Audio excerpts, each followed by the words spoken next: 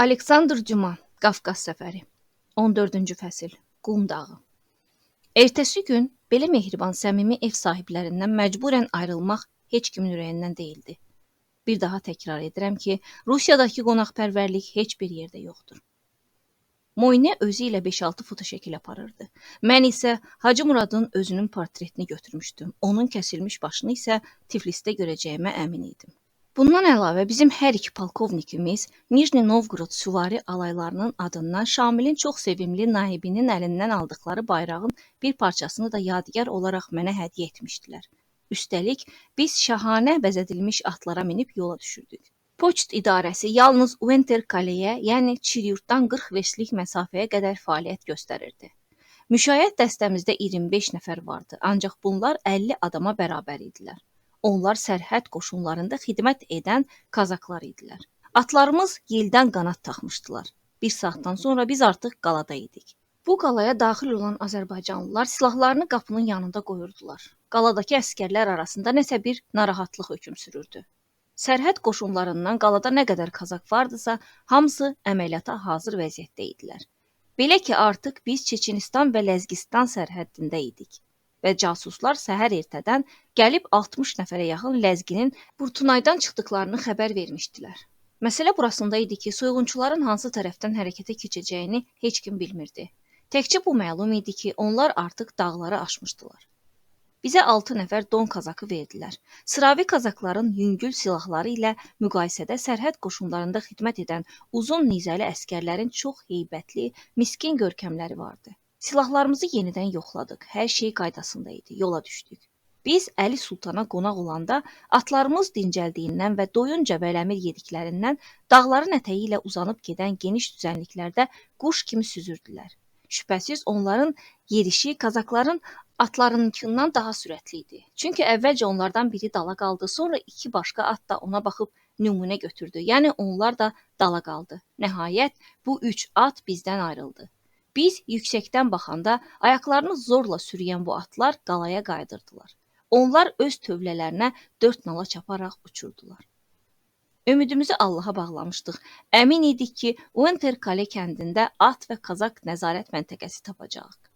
Biz bu atlardan və kazaklardan savayı yolun sağ tərəfində qeyri-adi bir fenomenlə rastlaşacağımıza əmin idik. Heç bir yerində bir dənə də olsun qum olmayan həmin bu düzənlikdə 6-700 metr hündürlüyündə bir qum dağı vardı. Biz boz fonda onun sarı qızılı rəngə çalan zirvəsini seçirdik. Yaxınlaşdıqca sanki o yerin təkindən qalxıb ucalır, yer isə alçalırdı. Gözlərimizin qarşısında getdikcə böyüyən, balaca zəncir kimi uzanan təxminən 2 verst uzunluqda bir məsafədə sanki Qafqazın sonuncu səddi dayaqları öz vəzifəsini yerinə yetirirdi. Onun 3-4 zirvəsi vardı ki, bunlardan biri o birlərindən daha hündür idi. Ən uca zirvənin hündürlüyü 6-700 metr ancaq olardı. Bununla belə onun hündürlüyünü tam təsəvvür etmək üçün lap yaxınlığına getmək lazımdır. Yaxınlaşdıqca bu dağ Qafqazı öz arxasında gizlədə bilmədiyindən köstəbəyə oxşayırdı. Mən onun qumuna əl vurub yoxlamaq məqsədi ilə arabadan düşdüm. Bu ən narın, ən gözəl qum idi. Hətta bu qumu aparıb bölük komandirinin stolunun üstünə də qoymaq olardı. Hər dəfə güclü tufandan, qasırğadan sonra bu qum hərəkət edir, dağ öz formasını dəyişir.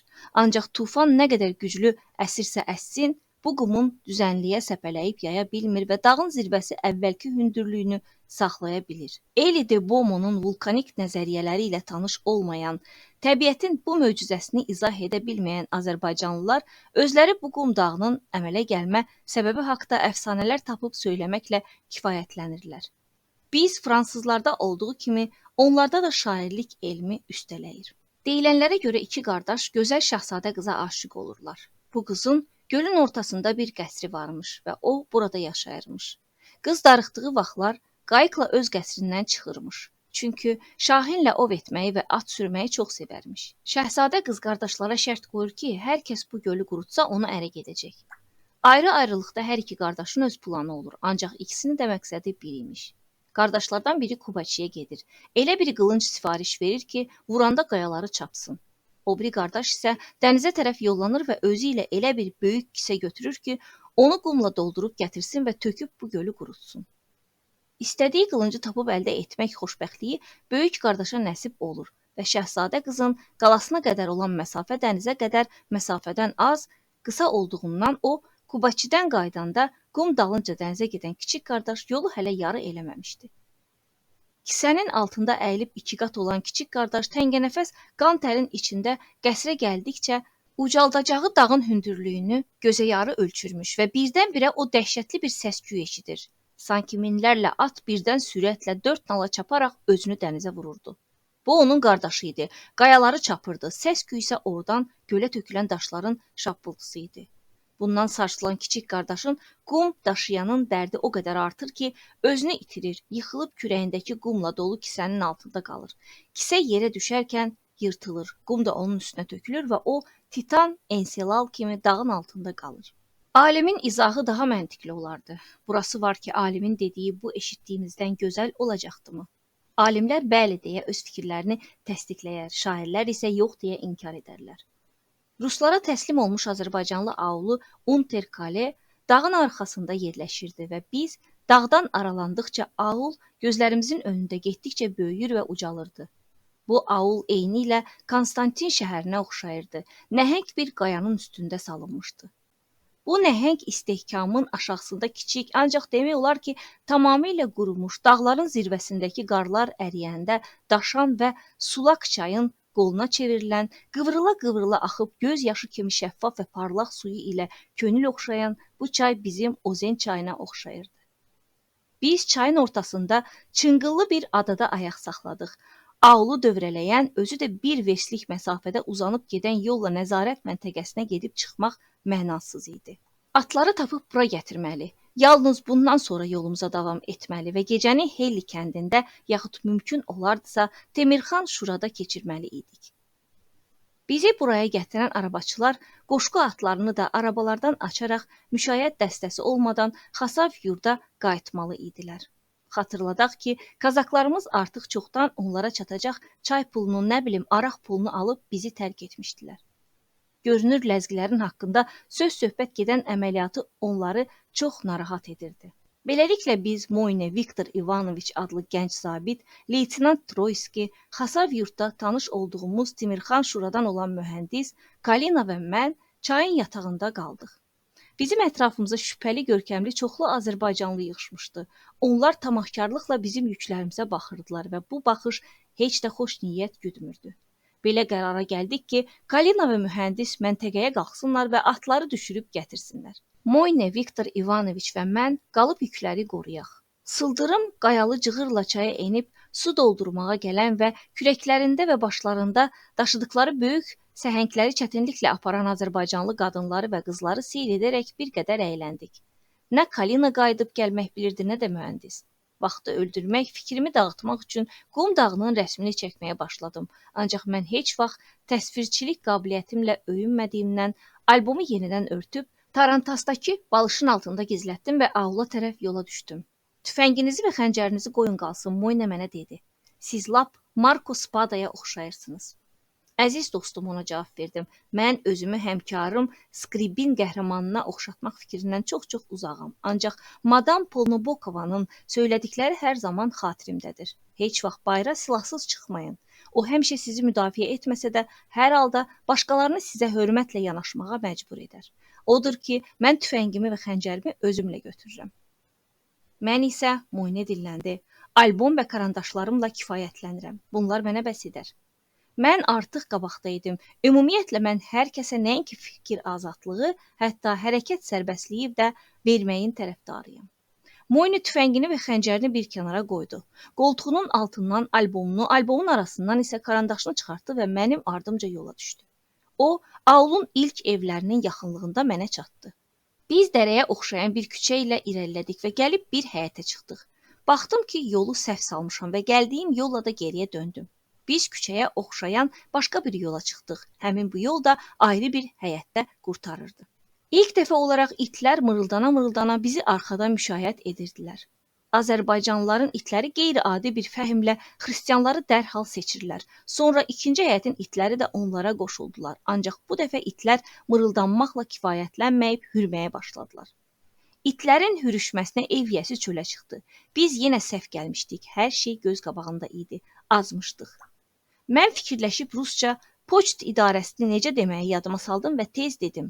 Poçtovaya stansiya. Mənim qarşımdakı Azərbaycanlı ya rus dilini bilmirdi, ya da özünü bilməməzliyə vururdu. O mızıldana-mızıldana nəsə dedi. O mənim nə soruşduğumu başa düşmədiyi kimi, mən də onun cavabından heç nə anlamadım.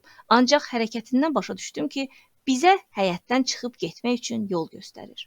Mən göstərilən istiqamətdən istifadə etdim, ancaq itlər mənim geri döndüyümü görüb elə bildilər ki, qaçıram və ona görə də mənim dalımca cumdular. Addımlarımızı yavaşıtdıq və Azərbaycanlının göstərdiyi istiqamətdə getdik. Həqiqətən düşdüyümüz keçid küçəyə çıxırdı. Ancaq Azərbaycanlı aulunun küçələri elə girintili çıxıntılıdır ki, oradan çıxmaq üçün arayan ipi lazımdır. Bizimdəki ipimiz yox idi. Mən isə tezey deyildim və Minotavrla vuruşmaq əvəzinə bütöv bir it sürüsü ilə əlbəyaxa olmalı idik. Etiraf edirəm ki, bu yerdə Yizabelin ağlamalı vəziyyəti yadıma düşdü. Moyne məndən 4 addım arxada qalmışdı. O, lənət şeytana, atəş aç əzizim, atəş aç görək, mənə dedi. Mən irəli bir addım atdım. İtlər dişlərini qıcıdaraq gerilədilər. Qulaq asın, Moyneyə dedim. Elə indicə ciblərimi eşələdim. Cəmi 2 patronum var, ikisi də tüfəngimdədir. Bu da eləyir 4. Söhbət 4 adamı ya da ki 4 iti öldürməkdən gedir. Elə bilirəm ki, itdənsə 4 adam öldürmək daha yaxşıdır. Al mənim xəncərimi götür. Sənə toxunan birinci itin qarnına sox.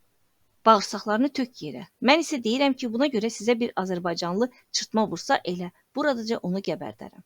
Moyne xəncəri götürdü və itlərlə üz-üzə durub hazır vəziyyətdə dayandı. İndi o özü Marko Spadaya oxşamaq istəyirdi. Özü də necə? Mübarizə apardığımız bir vaxtda dönük taleyimiz bizi şıdırğı alver gedən bir qəssab dükanına gətirib çıxartdı. Azərbaycanlı qəssablar öz mallarını ağac budaqlarından asırlar. İtlər isə tamahkar nəzərlərlə ətə baxa-baxa ətrafında dövrə vurub şöngüyürlər. Qəssab dükanının həndəvərindəki itlərin sayı 10 olardı. Onlar da bura qədər bizi mühafizə dəstəsi kimi müşayiət edən 10-12 itə qoşuldular. Vəziyyət çox ciddiləşmişdi. Təbii ki, itlərin tərəfini saxlayan qəssab oturduğu yerdən qalxdı. Yumruqlarını düyünləyib ombalarına qoydu və istehza ilə bizə baxdı. İtlərin hürməsindən çox qəssabın görkəmi, duruşu məni əsəbləşdirir, özümdən çıxarırdı. Başa düşdüm ki, daha geriyə yol yoxdur. Geriləsəydik, işimiz bitmişdi. Oturaq, mən Moniyə dedim. Elə bilirəm, sən haqlısan, o mənə cavab verdi. Biz qapının ağzında skamyada oturduq. Bu vəziyyətdə düşmənlərinin ocağının başında oturmuş Femistokla oxşayırdıq. Ev sahibi bir nəfər Azərbaycanlı bayıra çıxdı. Mən ona əl uzatdım. Kunak dedim. Mən bu sözün dost qonaq olduğunu bilirdim. O bir anlığa tərəddüd etdi, sonra da öz növbəsində əlini uzatdı. Dediyim sözü təkrar edərək kunak dedi. Bir-birimizi belə nəzakətlə salamladıqdan sonra daha qorxmaq üçün heç bir əsas qalmırdı. Artıq onun himayəsi altındaydıq. Poçtovaya stansiya. Karaşo dedi və bundan sonra itləri qovdu. Özü də bizim qabağımıza düşüb irəlilədi. Bu andan etibarən nə Azərbaycanlılar, nə də itlər bizə toxunmadılar. Biz poçtxanaya gəlib çatdıq. Öyrəndik ki, Kalina və leytenant bizdən qabaq bura gəlmiş və nəzarətçi ilə çıxıb getmişlər. Poçtxana bu geniş yolun üstündə idi. Yaxşı ki, biz atlardan düşmüş və onları bura qalxmağa vadar etməmişdik. Yolu tapdığımıza baxmayaraq, mən yenə də Azərbaycanlıya işarə elədim ki, ardımızca gəlsin. O bizim dalımızca gəldi. Döngənin başına gəlib çatanda, yoldaşlarımızın hamısının dərənin dibində bir yerə yığışdığını gördük. Üstəlik, poçtxananın müdürü də orada idi. Biz də gedib onlara qoşulduq. Göstərdiyi xidmətə görə öz kunakımıza nəsə bir hədiyyə vermək istəyirdim. Kalinaya dedim ki, onun ürəyindən nə keçirsə soruşub öyrənsin. O qətiyyən tərəddüd etmədən şərqlilərin Yunanlı uşağı kimi cavab verdi. Güllə və barıt. Mən barıt qabımdakı barıtın çoxunu onun papağının içinə boşaldanda, Moyne də ehtiyat torbasını eşələyib oradakı güllələrdən bir sıxım götürüb ona verdi. Mənim qonağım razı qaldı, belə ki, o əlini sinəsinin üstünə qoyub, bizim kimi 2 nəfər dövlətli və ürəyi açıq, xeyirxah dostu bir daha görə bilməyəcəyinə təəssüflənirmiş kimi 2-3 dəfə bizə tərəf çevrilərək təşəkkürünü bildirdi. Çünki biz ona yarım funtluq barıt və 2-3 funtluq güllə vermişdik və bizə uğurlu yol arzuladıqdan sonra vidalaşıb öz evinə getdi. Bizim qayğımız təkcə bununla qurtarmırdı. Smatritil gəlib bizə dedi ki, onun tövləsində vur-tut bircə 3 atlı araba vardır. Bizə isə 9 at lazım idi. Ləzgilərin basqınının sədası bütün avla yayılmışdı. Milislər də atlarına minib yürüşdə vuruşmaq üçün getmişdilər. Onların nə vaxt qayıdıb gələcəklərini isə heç kim bilmirdi. Mən təklif etdim ki, çadır quraq, böyük bir tonqal yandıraq və atların nə vaxt gələcəyini gözləyək. Moyne yolumuza davam etməyə tələsdiyindən, Müsyo Troyski nədənsə Temirxan Şuraya tez çatmaq istədiyindən, Kalina mənasını əxlaqdan kənar hesab edib oxucularıma açmaq istəmədiyim səbəbdən həmişə hansısa bir şəhərə tələsik çatmaq niyyətində olduğuna görə mənim təklifim yekdilliklə rədd edildi. Təkcə Viktor İvanoviç susub bir kənarda dayanmışdı və deyirdi ki, çoxluq nə qərara gəlsə, o onu da edəcəkdir. Çoxluq belə qərara gəldi ki, Smatritelin 3 atlı arabası mənim tarantasıma qoşulsun. Moyne, Troyski, Kalina və mən Tarantasda gedək. Viktor İvanoviçə və onun çox dadlı kabab hazırlayan erməni nökərinə gəldikdə isə onlar ikisi də bizim yüklərin yanında qalıb atların geri qayıtmasını gözləyəcəkdilər. Yalnız atlar gələndən sonra öz minik arabaları ilə yola düşəcəkdilər. Onlar gəlib Temirxan Şurada bizə qoşulacaqdılar və 4 nəfər Kazakdan ibarət dəstə bizi müşayiət edəcəkdi. Güzəştə getmək lazım gəldi. Atları qoşdular, biz Tarantasa minib yola düşdük. Gecə vaxtı biz Kazak nəzarət məntəqəsinə gəlib çatdıq. Winter-Kalidən bura qədər bizi müşayiət edənlər adəti üzrə dərhal atlarını 4 nala çaparaq geri qayıtdılar və Kalina kiçik qalanın həyətinə daxil oldu ki, Kazakların zabitinə bizim tələbimizi bildirsin. Həmin adam, yəni zabit, Kalina ilə bərabər çıxdı ki, fransız generalı ilə şəxsən özü danışsın. Onun əli hər yerdən üzülmüşdü, belə ki, bizə yalnız 4 nəfərdən ibarət müşayiətçi verə biləcəyini bildirdi. Bütün Kazaklar çöldə idilər. Onun yanında yalnız 6 nəfər qalmışdı. Onlardan ikisini isə nəzarət məntəqəsini qorumaq üçün saxlayırdı. Bu, ləzgilərin hücuma hazırlaşdıqları bir vaxtda o qədər də böyük qüvvə deyildi. Biz üz gözünü turşudaraq atlarına minən bu 4 nəfəri qəbul etdik və yola düşdük. Hələ bizim yarım gün vaxtımız vardı. Narın yağış səpələməyə başlamışdı. Kazak nəzarət məntəqəsindən çıxıb təxminən yolun 1/4 hissəsini getmişdik ki, yolun sağ tərəfində balaca bir meşəyə rast gəldik. Ondan biraz aşağıda isə 25 xaç görünürdü. Biz buraya qədər xristian xaçlarını yox, Azərbaycanlıların qəbir daşlarını görməyə alışmışdıq. Bu xaçlar yağışda və alatoranlıqda daha da hüzünlü görünürdü və sanki yolumuzu kəsmək istəyirdi. Bu xaçların tarixçəsini soruşub öyrənin, Kalinaya dedim. Kalina Kazakı çağırdı və mənim sualımı ona tərcümə etdi. Bu xaçların tarixçəsi olduqca sadədir. 25 rus əskəri həmin adam danışmağa başladı. Bir hadisə ilə bağlı əməliyyatdan geri qayıdırdılar.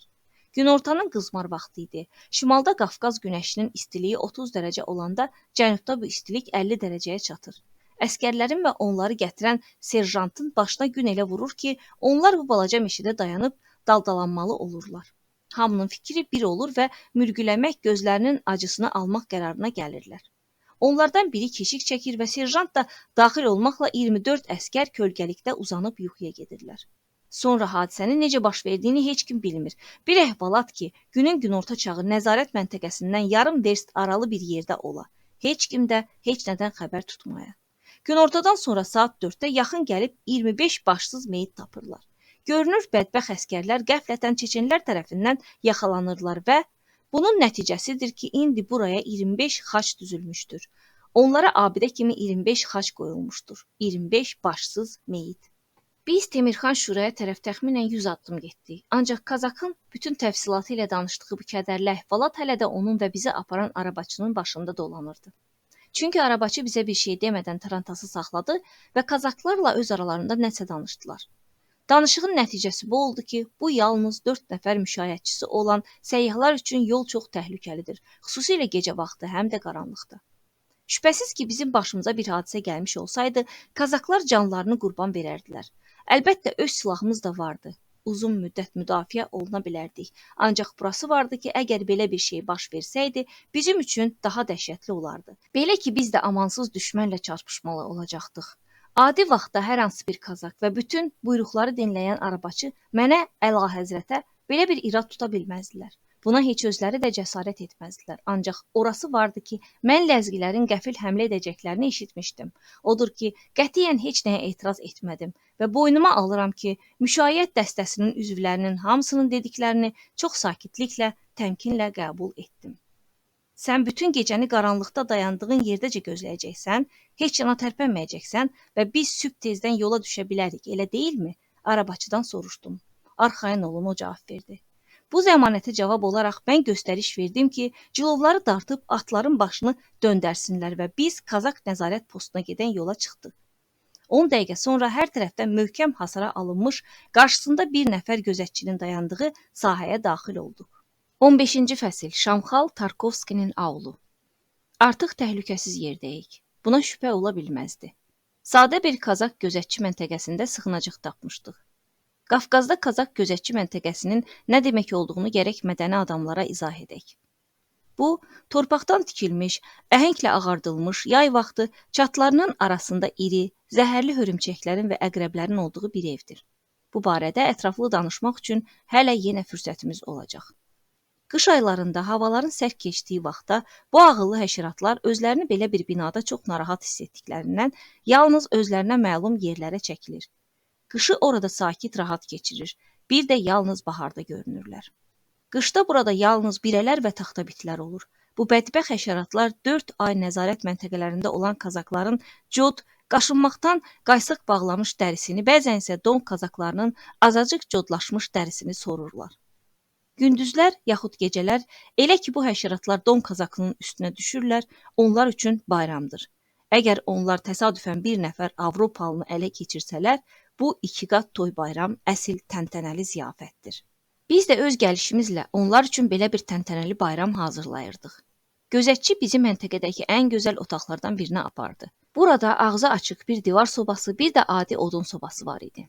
Otağın mebeli bir stoldan, 2 kətildən, divara yapışdırılmış səyyar çarpayıya oxşar bir taxtdan ibarət idi. İndi qalırdı yemək məsələsi. Hellidə yaxud Temirxan Şurada gecələyəcəyimizi nəzərdə tutduğumuzdan özümüzlə heç bir ərzaq götürməmişdik. Kazaklardan birini aula göndərə bilərdik. Ancaq şam yeməyi üçün bizə 10-12 yumurta və 4 kotlet gətirəcək adam başını da itirə bilərdi. 2 stəkan çay olsaydı, Kalina əsl rus kimi bəxtindən razı qalardı. Rusiyada yalnız qadınlar fincanda çay içirlər, kişilər isə çayı adi stəkanlarda içirlər.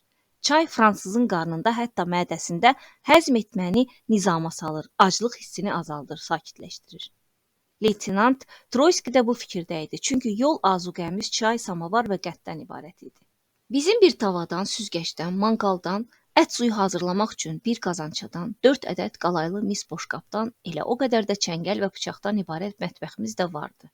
Ancaq mətbəx o vaxt yaxşıdır ki, bişirməyə yaxud qızartmağa bir şey olsun. Bizim isə manqala və qazançaya qoymağa heç nəyimiz yox idi. Aramızda yerli dildə yaxşı danışan Kalinonu yeməyə bir şey almaq üçün ərzaq dalınca göndərdik. Onun 1 manatdan 10 manata qədər krediti, müəyyən xərclər üçün ayrılmış pulu vardı. Lakin bütün bu cəhdlər heç bir nəticə vermədi. O nə qızılın, nə gümüşün köməyi ilə heç olmasa 10-12 yumurta, 1 kiloqram kartof belə tapa bilməmişdi. Biraz qara çörək almış, haradansa bir butulka da babat çaxır əldə etmişdi və butulkanı əlində fırlada-fırlada gətirirdi. Moyne və mən bir-birimizə baxdıq və hər şeyi başa düşdük. Belə bir alatoranlıqda, yağışın belə tökdüyü bir vaxtda bizə elə gəldi ki, samanlığa qalxan pilləkəndə xoruz var. Moyne çıxdı və 10 dəqiqə sonra geri qayıtdı. Xoruzu satmaq istəmirlər, Moyne dedi, çünki xoruz bir gözətçi məntəqəsində saatı əvəz edir. Gözətçi məntəqəsinin saatı çox gözəl, ancaq mənim mədəmdə başqa bir saat vardır. O saat çox vaxt aclığın gəlib çatdığını xəbər verir. 3-cü Richard at əvəzinə başındakı tacı təklif edirdi. Kalina, sən də xoruza görə mənim saatımı təklif et. Mən cibimdən saatımı çıxartmaq istədim. Zəhmət çəkmə, Moyne dedi, budur, bax. Nə? Xoruz daha nə olacaq? Və o paltosunun altından bir xoruz çıxartdı. Xoruz başını qanadının altına qoymuşdu, heç tərpənmirdi də. Onu yatırtmışam ki, qışqırması, Moyne dedi. İndi isə biz öz evimizdəyik və indi təkcə onun boynunu burmaq qalır. Lənət şeytana, nə iyrənc hərəkət. Mən tüfəngimlə istədiyiniz adamı vurub öldürərdim və yaxud əllərimlə boğardım. Ancaq belə bir işi edə bilmərəm. Xeyr, elə mən də sizin kimi belə işi bacarmaram. Moyne dedi, bax bu xoruz, bu da sən. Gəl nə istəyirsən elə. Məndən xoruz istəmirdiniz, bu da sizin istədiyiniz xoruz. Və o xoruzu yerə atdı. Hə, deməli belə, ona dedim, sizin xoruzunuz hipnoz edilmişdir. Kalina ayağı ilə xoruzu toxunub itələdi. Xoruzun qanatları açıldı, boynu qabağa uzandı, ancaq bütün bu hərəkətlər yalnız təpikdən sonra peyda olurdu. Oh, bu hipnozdan da betərdir. Bu ki, keyinmişdir. Onun bu süstlüyündən istifadə edib tüklərini yolmaq lazımdır. O qızaranda ayılacaqdır. Onda şikayət eləsə də çox gec olacaqdır. Xoruzun ayaqlarından yapışıb qaldırdım. O nə yatmış, nə hipnoz edilmiş, nə də keymişdi. O ölmüşdü. Moyne xoruzun boynunu vurub başını qanadlarının altına soxanda yaman canfəşanlıq eləmişdi. Bir dəfə əl gəzdirməklə onun tükləri yolundu. İçalatı təmizləndi, odda ütüldü. Onu qızartmaq üçün tavaya qoya bilmirdik. Yağımız yoxdu, nə də onu manqalda da bişirə bilmirdik. Odunumuz vardı, kömürümüz yox idi. Biz sobanın ortasına bir mismar çaldıq. Xoruzun hər iki ayağından məftillə bağladıq və onu mismardan asdıq. Altına da bir mis qab tutduq ki, yağını, şirəsini yığaq. Onun bədəninin bütün əzaları indi odun közün üstündə idi. 15 dəqiqə çəkmədi ki, xoruzu qızardıb hazır elədik. Çay dəstgahındakı qablarımızın birinin dibində həştərxanda aldığımız zeytun yağından biraz qalmışdı. Kərə yağımız olmadığından xoruzun hər yerinə həmin yağdan sürtdük. Bədbəxt heyvan lap əla pişmişdi. O toyuqlardan məhrum olduğundan xeyli kökəlmişdi. Bu mənə Briya Savarinin haqqında bəhs etdiyi bakirə xoruzu xatırlatdı. Bax, şöhrət budur. Əsl dahilik budur. Biz Qafqaz dağlarının ətəyində Fransadan 1400 mil aralı bir yerdə elə indicə ləyaqətli bir münsifin adını yada saldıq. Bu adı hamı tanıyır, hətta Kalinada. Rusiyada əsl qastronom yoxdur, ancaq ruslar savadlı, dünya görüşlü olduqlarından əcnəbi qastronomları tanıyırlar. Allah onların ruhuna qastronom olmaq fikrini təlqin edir. Yeridir və çox çəkməz ki, onların qonaqpərvərliyi daha mükəmməl, daha kamil olar. Xoruz son sümüyünəcən yeyildi. Sonra şam yeməyindən daha vacib bir məsələnin həlli üçün hamı mübahisəyə başladı. Bu, yatmaq məsələsi idi. Bizlərdən 3 nəfəri, əlbəttə bu 3 adam ən incə nərmə naziklər olmalı idi. Sobanın üstündə yata bilərdi. 4-cü əlbəttə ki, dediyimiz səyyar çarpayının sahibi olmaq hüququna malik idi. Sözsüz söhbətsiz səyyar çarpayı mənim payıma düşürdü. Bunu yekdilliklə hamı qərara aldı. Çünki əks halda, yəni sobanın üstündə uzanıb yatmalı olsaydım, oradakı yerin yarısını tutacaqdım. Birinci 2 nəfər bir-birinə kömək edə-edə sobanın üstünə dırmandılar və sonra üçüncünü dartıb ora qaldırdılar. Bu asan şey değildi. Evin tavanı ilə sobanın yuxarısı arasında 18 düyüm məsafə ancaq olardı. Mən bir dəstə küləşi yoldaşlarımın başının altına qoydum. Sonra kürkümə bürünüb özümü skamyanın üstünə yıxdım. Heç bir saat keçmədi ki, otaq yoldaşlarımın üçü də bir-birindən betər xor-xor xoruldamağa başladılar. Onlar yəqin o qədər yuxarıda idilər ki, birələr bu qədər sıçramalarına baxmayaraq tullanıb ora çıxa bilmirdilər və həm də havanın belə yüksək hərarətindən taxtabitlərin beynində nəmişlik əmələ gəlmişdi. Lakin mən mülayim qurşaqda olduğumdan gözümü yuma bilmədim. Bütün varlığımla hiss edirdim ki, kürkümün tükləri otağımızı bürüyən hər növ həşəratların həmləsindən titrəyir. Səyyar çarpayımdan atılıb döşəməyə düşdüm, şamı yandırdım, yazmağa başladım. Bir əlimlə yazırdım, o biri ilə bədənimi qaşıyırdım. Bütün gecəni saatın neçə olduğunu bilmədim. Saatım dayanmış, xoruz isə ölmüşdü. Ancaq gecə nə qədər uzun olursa olsun, adama nə qədər uzun görünürsə görünsün, nəhayət sonu gələcəkdir.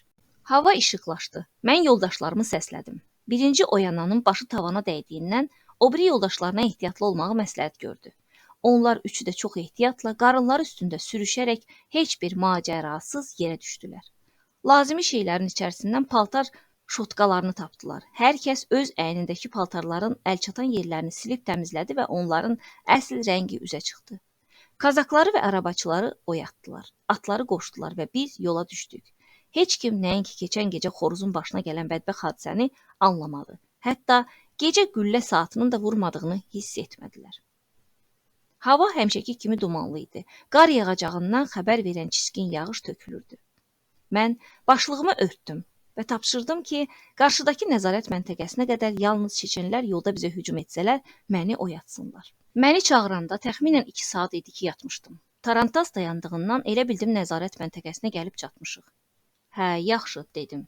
Yediyimiz xoruzun əvəzinə bir xoruz və 4 anaş toyuq alıb bu adamlara vermək lazımdır. Ah, bəli də, Moyne dilləndi. Heç xoruzun toyuqların yeridir. Ah, yoxsa ləzgilərdir. Təkcə ləzgilər olsaydı nə vardı ki? Axı nə olubdur? Məgər özünüz görmürsünüz, palçığa batmışıq. Doğrudan da tarantasımız təkərin milinə qədər gilli palçığa batmışdı. İndi isə artıq şıdırğı yağış yağırdı. Ləzgilərin adı gələndə heç tükü tərpənməyən Moyne yağışdan dəhşətli dərəcədə qorxurdu. O 2 dəfə özü də bir-birinin ardınca qızdırma keçirtmişdi. Bir dəfə Sankt-Peterburqda, bir dəfə də Moskvada. Xəstəlikdən qorunmaq və qızdırmaya qarşı müalicə olunmaq məqsədi ilə bütün dərmanları özümüzlə götürsək də, bütün tədbirləri vaxtında görsək də, o yenidən qızdırmaya tutulmaqdan qorxurdu. Ətrafıma göz gəzdirdim. Nədənsə mənə elə gəldi ki, ən mənzərəli bir yerdəyik. Ancaq bu saat Moyne ilə mənzərə barədə söhbət etməyin yeri deyildi. Biz özümüz kimi palçığa batıb qalmış, bir-birinin dalına düzülmüş 8-9 araba karvanının düz ortasındaydıq. Əksəriyyətinə öküz qoşulmuş ən azı 25 arabanın hamısı bizim kimi dayanmışdı. Görünür, mən div yuxusuna getmişdim, yoxsa hər yanımı bürüyən vəhşi qışqırtılar məni oyada bilməyəcəkdi. Qışqıranlar Azərbaycanlılar idilər.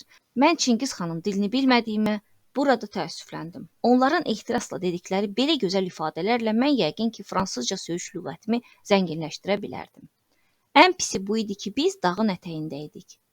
Və bu dağ sanki özülündən zirvəsinə qədər elə bu saat əriyib töküləcəkdi və düşünürdüm ki, əgər belə olardısa, ayağımdakı böyük, uzunboğaz çəkmələrlə çətin ki, vəziyyətdən çıxa bilərdim. Kalino bu hala özünə məxsus bir filosof sayağı təmkinlə yanaşdı. Moskvada qar əriyən vaxt belə şeyləri çox görmüşəm. Yaxşı, de görək Moskvada qar əriyən vaxt belə vəziyyətdən necə çıxırlar, nə edirlər? Moyne soruşdu. Belə vəziyyətdən çıxmırlar, Kalino çox sakitcə cavab verdi. Bu vaxt ərzində yağış yavaş-yavaş qara çevrilirdi və özü də elə yağırdı ki, əgər şəhərə qədər belə töksəydi, inanın ki, qalınlığı 6 fut olardı. Bunun yalnız bir əlacı var, Kalinoya eşitdirdim. Bu qoçaqlara 1-2 rubl verək. İstəyirlərsə, Tarantasa 4 öküz qoşsunlar. 4-ü çəkib çıxara bilməsə, 6-sı kifayət etməsə 8-ini qoşarlar. Təklif o saatda qəbul olundu. Əvvəlcə 4, sonra 6, daha sonra isə 8 öküz qoşuldu. Heç bir nəticə hasil olmadı. Bütün zəhmət hədər getdi. Bu cütdırnaqlı zavallı heyvanların ayaqları dərin palçıqda sürüşür. Onlar qəmli iniltilər çıxarır və bütün güc dizlərinə düşürdü. Yarım saat əlləşəndən sonra heç bir nəticə hasil olmadı və bu üsuldan əl çəkməli olduq. Tufan getdikcə güclənir və çovğuna çevrilirdi. Havanın belə dəhşətli olmasına baxmayaraq, düzənliyin o biri tərəfində ucalan avuldan gözümü çəkə bilmirdim. Mənə elə gəlirdi ki, gözlərimin qarşısındakı qar pərdəsinin arxasında nəsə fövqəladə bir şey vardı. Bu heyranlığımı Moyne ilə bölüşmək istəyirdim. Ancaq yeri deyildi. O titrəyirdi, soyuq yenə onu yaxalamış, iliyinə qədər işləmişdi. Nə etməli? Öküzləri arabalardan açıb buraxdılar. Onların bütün cəhdi Tarantası bir addımda olsun irəli apara bilmədi. Başıma bir fikir gəldi və Kalinodan soruşdum. Temirxan Şura ilə bizim dayandığımız bu yer arasındakı məsafə nə qədər olar? 2 verst, arabaçı cavab verdi. Hə, lap yaxşı. Elə isə kazaklardan biri bizim Podorojni ilə tez Temirxan Şuraya çaparaq getsin və 5 at götürüb tez də qayıtsın. Fikir elə sadə idi ki, bunun nədən bayaqdan bəri ağlımıza gəlmədiyinə hamı təəccübləndi. Həmişə hər yerdə Xristofor Kolumbun yumurta məsələsi ilə rastlaşırsan. Bizim kazak atını çaparaq getdi. İstər-istəməz onu gözləməli olduq. Hava avazıyanda, yəni duman çəkilib gedən vaxt Moyneyə ilan dili çıxarıb yalvardım ki, bu füsunkar, valeh edici ağla bir daha diqqətlə baxsın. Yoxsa siz istəyirsiniz ki, bu ağlın şəklini çəkim? O məndən soruşdu. Əlimdə barmaqlarımı hiss etmirəm. Siz dəniz xərçəngini qısqacını qaldırmağa məcbur edə bilərsiniz, ancaq mənim barmaqlarımı karandaşı tutmağa məcbur edə bilməzsiniz. Onun bu fikrinə etiraz etməyə daha heç bir sözüm olmadı. Müqayisə elə yerinə düşmüşdü ki, deyilən fikirlə razılaşmaqdan savayı çarə qalmadı. Bununla belə biraz fikirləşəndən sonra o əlavə etdi. Bilirəm, yaxşı başa düşürəm, amma çox heyif. Lənət şeytana, hava avazıyanda mənzərə gözəl olmalıdır. Qafqaz gözəl ölkədir, hava belə soyuq, yollar belə bərbad olmasaydı. Onda görərdin nələr yaradardım. Soyuqdan onun dişləri bir-birinə dəyib şaqqıldayırdı. Həqiqətən, Aulun saysız hesabsız evlərinin hamısını dənizə hər bir evi dalğaya bənzətsək, onun ən uca nöqtəsində nəhəng əlçatmaz bir qaya vardı. Və bu qayanın da zirvəsində bir ev qala tikilmişdi. Həmin evin sahibi öz qalasının qabağında astanada dayanıb çəkdiyimiz bu cəhənnəm əzabına sakitcə tamaşa edirdi. Soruşun görək Kalinaya dedim. O yuxarıda məskən salmaq fikrinə düşən bu qoçaq kimdir elə? Kalina mənim sualımı arabaçıya çatdırdı. Bu Şamxal Tarkovskidir. O mənə cavab verdi. Ey Moyne, Şah Abbasın xələflərindən bu günə qədər gəlib çıxmış bir nümayəndəsi. Eşidirsən? Nə Şah Abbas, nə də onun xələfləri haqda heç nə eşitmək istəmirəm. Gərək elə qudurasan ki, bu havada belə məsələlərlə məşğul olasan. Moyne, bax atlar gəlir. O arxaya çevrildi. 5 at 4 dana çaparaq bizə yaxınlaşırdı. Oh, əsl xoşbəxtlik budur, bax, o dedi. Ey atlar, ey tələsin deyə qışqırdım. Atlar gəlirdi. Qoşqudakı atları açıb onların yerinə yeniləri bağladılar. Onlar tarantası elə ilk andaca bir lələk kimi çəkib çıxartdılar. Tarantasın içinə girdik. 15 dəqiqə sonra biz artıq Temirxan Şuradaydıq. Bizi bura qədər müşayiət edən dəstə isə yediyimiz xoruzun əvəzinə 4 toyuq və bir xoruzla gəldiyimiz yerə geriyə döndülər. Burada böyük bir tonqal qalayıb bizi gözləyirdilər. Leytenant Troyski Temirxan Şurada bir dostu ilə yaşayırdı. Onun bu dostu at dalınca gələn kazak vasitəsilə bizim gəlişimizi leytenanta xəbər vermiş, eyni zamanda buxarını və onun sobasını da qalayıb yandırmışdı. Moyne qızındı. O qızındıqca özünə gəlir, rəssamlığı və sənətkarlığı artıq özünü biruzə verirdi. Sizin aul doğrudan da gözəldir, elə deyilmi? Evinin astanasında dayanıb bizə baxan bu misyonun adı nədir? Şamxal Tarkovski. Gözəl evi vardır. Kalino, qutunu mənə ver. Kalino qutunu ona ötürdü. Qızdırma məni yaxalamamış, gərək onun göyərçin yuvasının şəklini çəkəm. Və o rəsm çəkməyə girişdi. Moyne rəsm çəkə-çəkə deyirdi. Mən onu hiss edirəm. Lənətə gəlmiş qızdırma yenə gəlir. Heç olmasa bu şəkli çəkib qurtarmağa imkan verəydi kaş. Şəkil sanki möcüzə kimi kağız üzərində daha aydın, daha böyük, daha əzəmətli görünürdü. Sanki gerçəklik özü kağıza köçmüşdü. Hərdən bir rəssam dayanıb nəbzinin necə vurduğunu yoxlayırdı. Fərqi yoxdur o deyirdi. Deyəsən çəkib qurtara biləcəyəm. Ancaq vaxt gələr sizə bu haqda cavab verərəm. Bu şəhərdə həkim var ya yox? Həkimin dalınca adam gedib. Ah, kaş Kinə arabada qalmayaydı. Narahat olmayın, Kinə tarantasda idi. Vallah, baxın, hər nə olsa da qurtardım və özü də o bir işlərimdən pis çıxmayıbdır. Və o şəklin altından imzasını qoydu. Moyne. İndi isə leytenant, əgər çarpayınız varsa, dişlərim yenə şaqqıldayır. Moyneyə paltarını soyunmağa və çarpayıya uzanmağa kömək etdilər. Onun çarpayıya uzanması ilə həkimin daxil olması bir oldu. Xəstə haradadır, həkim soruşdu. Əvvəlcə ona rəsmi göstərir, Moyne dedi. Baxaq görək tanıyacaq. Gördüyünüz bu mənzərəni tanıyırsınız, müsyo. Mən həkimdən soruşdum. O gözlərini yuxarıya tərəf zillədi. Elə bilirəm ki, bu Şamxal Tarkovskinin auludur. Hə, yaxşı, indi işimdən razı qaldım. Moyne dilləndi. İndi isə həkim, mənim nəbzimi yoxlayın. Lənət şeytana gözəl vurur. Dəqiqədə 120 dəfə. Nəbzinin 120 dəfə vurmasına baxmayaraq və bəlkə də elə məhz buna görə Moyne bütün səyahət ərzində çəkdiyi ən gözəl, ən kamil işini elə indicə tamamlamışdı. İncə sənət nə gözəl şeymiş. 16-cı fəsil. Ləzgilər. Moyne normadan artıq kinə qəbul etdiyindən onun qızdırması sanki bir sehr kimi yoxa çıxdı. Nə axşam, nə gecə, nə də ki, ertəsi gün səhər titrətmə özünü göstərmədi. Temirxan Şurada görməli bir yer olub-olmadığını soruşdum. Mənə dedilər ki, yoxdur. Həqiqətən Temirxan Şura, qısaldılmış şəkildə desək, Şura bu yaxınlarda salınmış məntəqədir. Bu Abşeron alayının nəzarət stansiyasıdır. Knyaz Argutinski Dolgoruki bu nəzarət stansiyasının ipə sapa yatmayan davakar xalqların əhatəsində yerləşdiyini görərək buranı Dağıstanın baş qərargahına çevirmişdir. Bizim bu yerlərdən keçib getdiyimiz vaxt bu ümumi qərargaha Baron Vrangel komandanlıq edirdi və çox təəssüf ki, indi Baron Vrangel Tiflisdə idi. Şura Şamil tərəfindən mühasirəyə alınmışdı. Lakin general Skrolov köməyə gəlmiş və Şamil mühasirədən əl çəkib geri oturmaq məcburiyyətində qalmışdı. Gecələrin birində Hacı Murad aulun küçələrinə soxulmuşdu. Lakin həyəcan siqnalı vaxtında verildiyindən Hacı Murad geri oturdulmuş və dağlara çəkilmişdi. Yerli cəmaatın dediyinə görə bugün Şuranın yerləşdiyi həmin bu yer vaxtilə göl olmuşdur. Bura gəlişimizin səhəri günü deyilənlərin həqiqiliyinin şahidi olduq. Bütün şəhər suyun içində idi, böyük bir gölə oxşayırdı. Və elə həmin dəqiqədən Şurada görməli, gəzməli bir yerimiz olmadığından və Moynenin titrəməsi də keçib getdiyindən düşdüyümüz evin sahibi ilə vidalaşmaq, həkimə təşəkkür etmək, kinəni növbəti təsadüfə saxlamaq və yola düşməkdən başqa əlacımız qalmırdı. Biz at və müşayiət dəstəsi istədik və səhər saat 9-a yaxın yola düşdük. Az qalmışdı ki, deməyi unudum. Həmin günün axşamı Viktor İvanoviç bütün yüklə bərabər gəlib bizə çatdı. Səhər saat 10-da duman çəkildi və gözəl hava əhvalımızı yüksəltdi.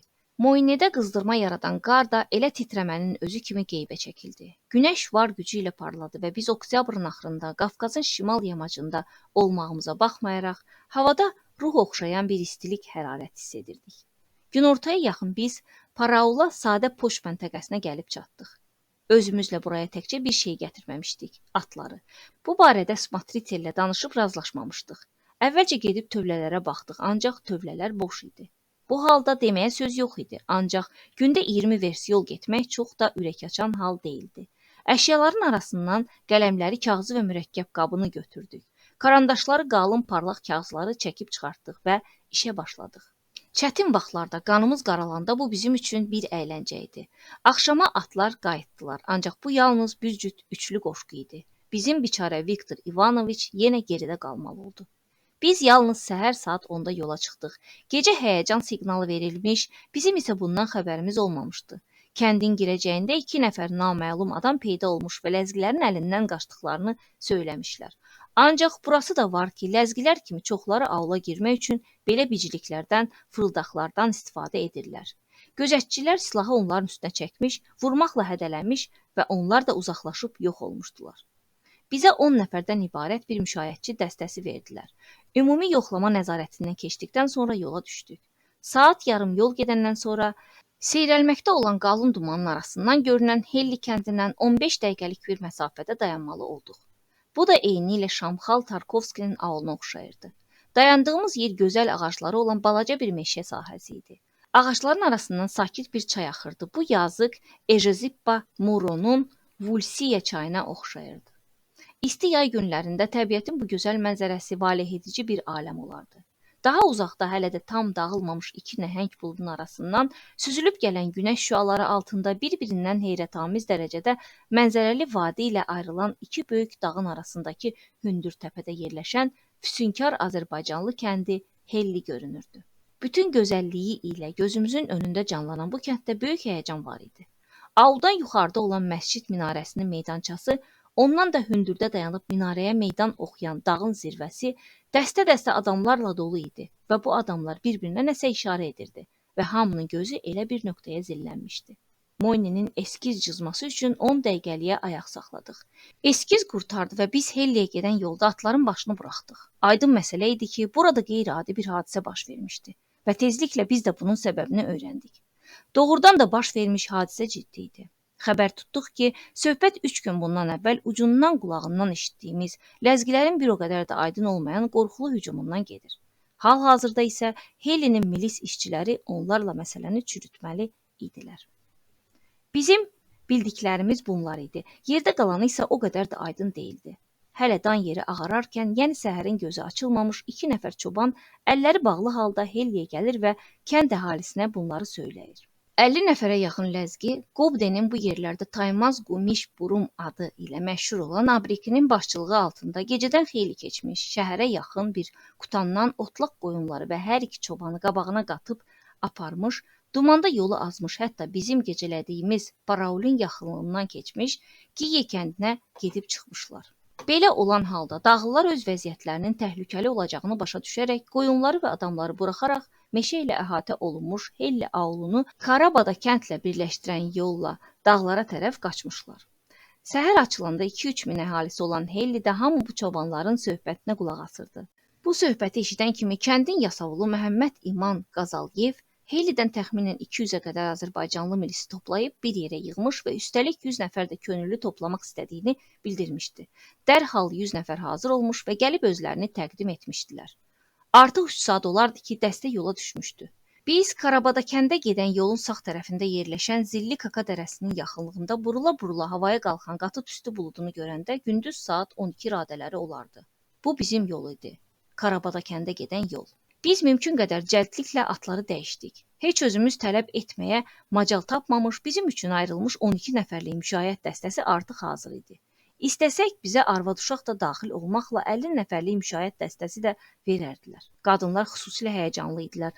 Onların vəhşi adamlar kimi etdikləri hərəkətləri, çığır-bağırlarını təsəvvür etmək çətin idi. Biz tərəflərdə uşaqların əlinə bıçaq götürməsinə heç kim icazə verməz ki, özlərini yaralayarlar. Burada isə uşaqlar qınından sıyrılmış xəncərləri əllərində tutmuş, sanki elə bu saat kiməsə zərbə endirməyə hazır vəziyyətdə dayanmışdılar. Biz görüşənlərin ulamasını xatırladan bu hay-küyün altında atlarımızı 4 nala çaparaq keçib getdik. Hellidən çıxarkən hadisələrlə zəngin dağlar silsiləsinə, gözəl düzənliklərə göz dolusu tamaşa etdik. Yolda bizə elə gəlirdi ki, ətrafımızda nəsə canlı varlıqlar böyük sürətlə hərəkətdədirlər. Ancaq biz onlardan xeyli aralı olduğumuzdan bu cəld, sürətlə hərəkət edən varlıqların insanmı, süvari dəstəmi, qoyun sürüsümü, yaxud öküzlər olduğunu müəyyənləşdirə bilmirdik. Gözlərimizin qabağında yalnız qara nöqtələr oynaşırdı. 1 millik məsafədə tamamilə çılpaq düzənlikdə dağların ətəyinə dolanan yolla hərəkət edirdik. Yol yoldaşlarımızın razılığı ilə arabaçılara göstəriş verdim ki, arabaları bu düzənliklə düz zilli kaka tərəsinə sürsünlər. Müşayiət dəstəsinin bütün üzvləri mənim bu qərarımı alqışla qarşıladılar. Dəstədə olanların qardaşları, dostları ləzgilərə qarşı aparılan əməliyyatlarda iştirak etdiyindən onların taleyi ilə maraqlanırdılar. Tarantas və araba yoldan çıxdı və düzənliklə irəliyə doğru sürət götürdü. Təbii qanunlara görə biz irəlilədikcə qarşımızdakı dağ getdikcə böyüyür, o birisi isə onun arxasında kiçilir, görünməz olurdu. Məni təəccübləndirən bu idi ki, biz nə bir güllə səsi eşitdik, nə də tüstü gördük. Azərbaycanlılar bunu belə izah etdilər ki, dağlılar və milislər yalnız qabaq-qabağa gələndə bir-birinə tapancalardan və tüfənglərdən atəş açırlar. Sonra onlar xəncərlərini və qılınclarını işə salırlar və əlbəyaxa döyüş başlayır. Güllə səsləri eşidildi, tüstü göründü. Sonra qılıncların və xəncərlərin növbəsi gəldi. Hər iki minik dağın ətəyində dayanmışdı, heç biri yoluna davam edə bilməzdi. Azərbaycanlılara təklif etdi ki, bizə 3 at versinlər. 9 nəfər atlı da bizimlə bərabər dağa yollansın. 3 milis isə burada qalıb arabaları qorusunlar. Mübarizə uzanacağı halda 9 adamdan ibarət kömək, təvəzzükarlıq edib özümüzü saymırdıq. Milislərə gərəkli ola bilərdi. Təklif qəbul olundu. 3 nəfər atdan düşdü və atlarını bizə verdilər. General kimi şəxsi səlahiyyətimdən istifadə edərək hamıdan ağıllı olanı komandir təyin etdim və biz tüfənglərimizi hazır saxlayıb yola düşdük. Birinci yaylaya gəlib çıxanda yuxarıdan bizə tərəf gələn süvarilərin papaqlarını gördük. Filər o saat öz adamlarını tanıdılar və hay-harayla atlarının başını buraxıb 4 nala çaparaq onlara tərəf getdilər. Yanımızdakılar da onların dalınca hərəkətə gəldilər. Biz hara getdiyimizi bilmirdik. Və qarşımızdakı adamların da düşmən yaxud dost olduğundan xəbərimiz yoxdur. Ancaq papaqlı adamlar da bizi başqa cür demiş olsaq, öz adamlarını tanımışdılar. Onlar "Ura!" deyə qışqırır və bəziləri əllərini yuxarı qaldırırdı. Onların əlindəkilər artıq bizə tanış idi. "Qolovy, Qolovy" səsləri eşidilirdi, yəni başlar, başlar deyə qışqırışırdılar. Papaqlı adamların öz yoldaşlarına göstərdiklərinin nə olduğunu soruşmağa lüzum yox idi. Onlar bizə elə sürətlə yaxınlaşırdılar ki, izaha da heç bir hacət qalmırdı. Hər iki dəstə bir-birinə qarışdı.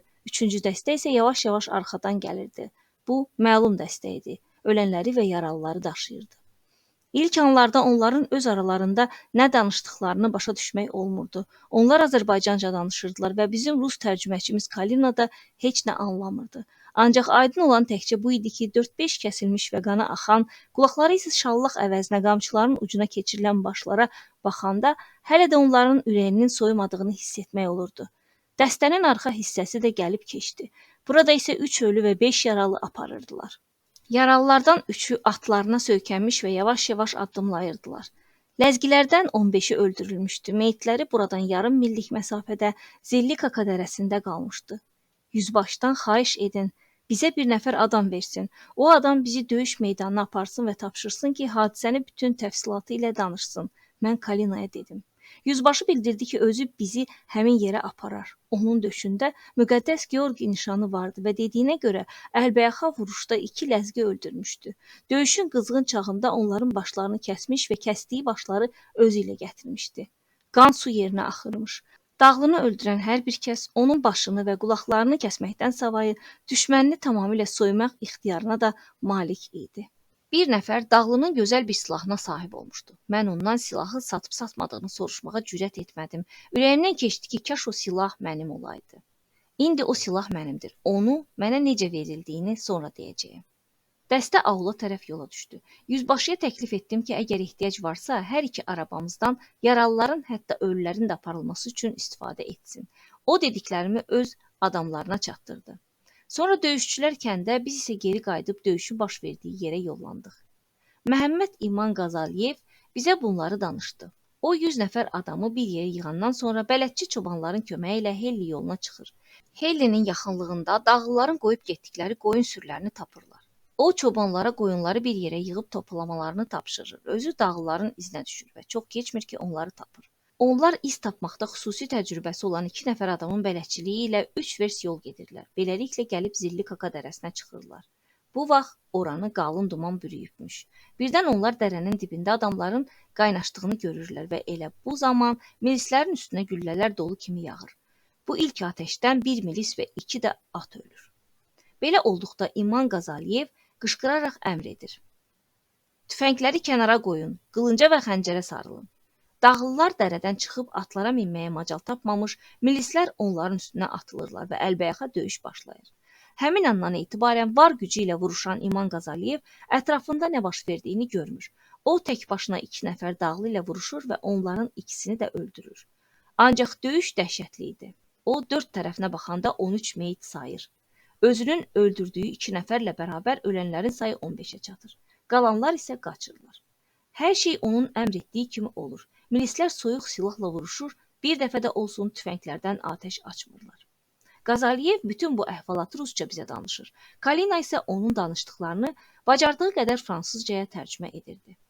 Bu hekayət qurtaranda biz yolu artıq başa vurmuşduq. Böyük qan gölməçəsi döyüşün baş verdiyi yerə gəlib çatdığımızdan xəbər verirdi. Bizdən sağ tərəfdə təpəlik bir yerdə çılpaq meyitlər görünürdü. 5-inin başı kəsilmişdi, başları kəsilməyənlərin isə sağ qulaqları yox idi. Güllə deşir və öldürür. Onun açdığı yerə çeçələ barmaq girər ya girməz. Açdığı deşiyin ətrafı göyərir və bununla da iş bitir. Ancaq xəncər yaraları doğrudan da dəhşətlidir. Kəllələr yarılıb açılır, qollar demək olar ki, kəsilib bədəndən yerə salınır. Sinələri elə oyurlar ki, ürəyi gözünlə görürsən.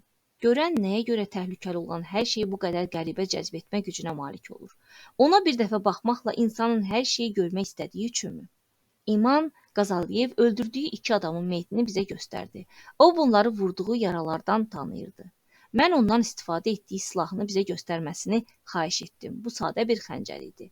Dəstəyi də sümükdəndir. Ancaq tiyəsini yaxşı bir ustadan almış və həmin usta da xəncəri olduqca gözəl düzəltmişdi. Hamısı, yəni dəstəsinin sümüyü və tiyəsinin hazırlanması 18 rublə başa gəlmişdi. Ondan soruşdum ki, bu silahı mənə satarmı? Əgər satarsa neçə rublə satar? Sadəcə mənim özümə neçə rublə başa gəlibsə elə o qiymətə sataram. Mənə cavab verdi. Mənim indi 3 xəncərim var. İkisi o öldürdüyüm ləzgilərin xəncərləridir. Deməli, mənim artıq bu xəncərə ehtiyacım yoxdur. Mən ona 10 rubl kağız pul, o isə mənə xəncəri verdi. Həmin xəncər Qafqazda topladığım tarixi kolleksiyaya daxil oldu.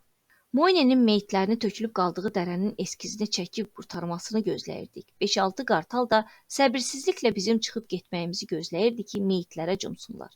Sonra biz düzənliyə tərəf aşağı endik. Dağın aşağısında arabalarımız bizi gözləyirdi. Onlardan istifadə etmək lazım gəlməmişdi.